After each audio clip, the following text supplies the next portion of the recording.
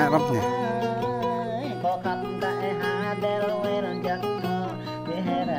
Đi hướng nào nữa nhỉ? Giờ cắn rồi. Đấy là chọn về hướng nào. Thấy nước không? Người nhìn nước này.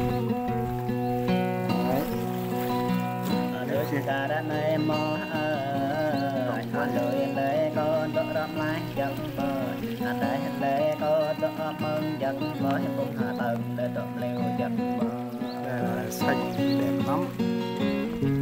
Nói về mùa mưa này, còn như mùa khô.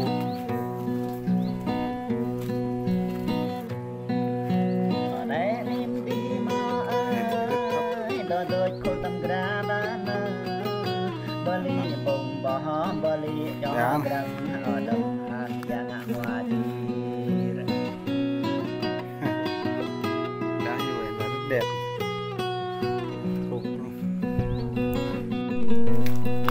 Đây bằng đây cũng phải bằng lê tôi đang có bói cho họ đâm bông chắc ngon hiện tôi đang bỏ tung là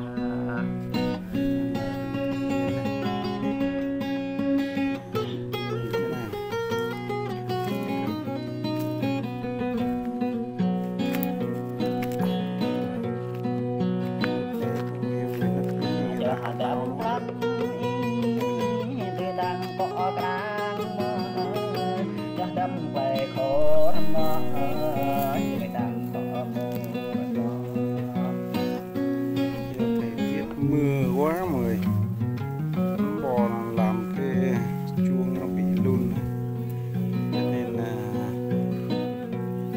bò nó dơ.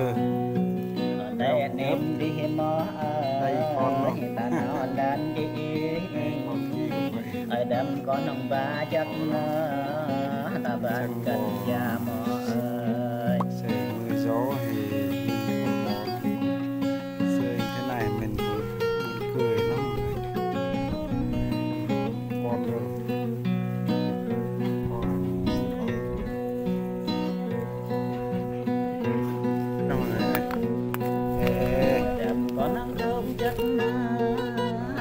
sau này đi dâu mình ở đây cũng sợ con chó dí cho chó xong thì nằm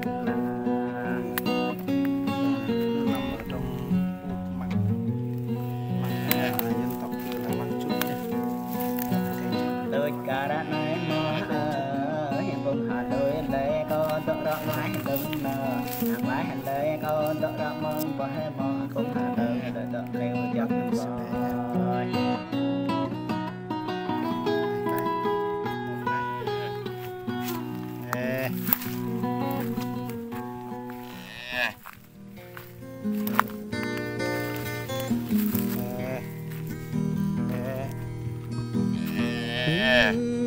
Cara này có giúp bư dài Thế là bắt nỗi bài ta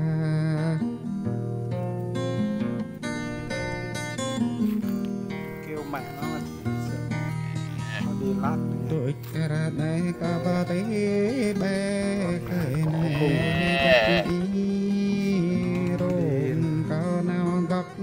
cái lan rồi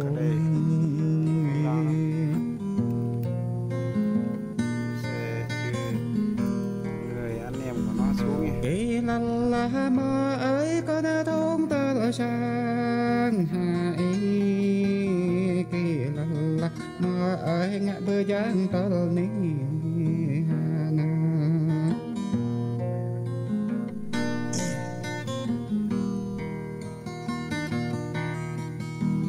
bịt mà ấy có mai đi bịt có mai bịt đâm bà ấy mà ấy ra va chum bà đừng đó để gì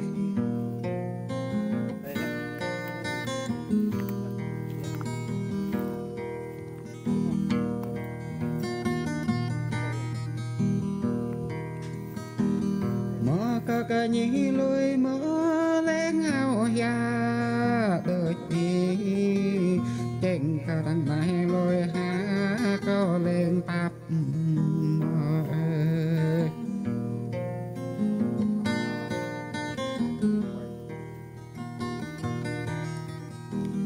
chênh có bắp ha nuôi tơ na bi mô tê ai bi mô mai tê giặc e na play bi năng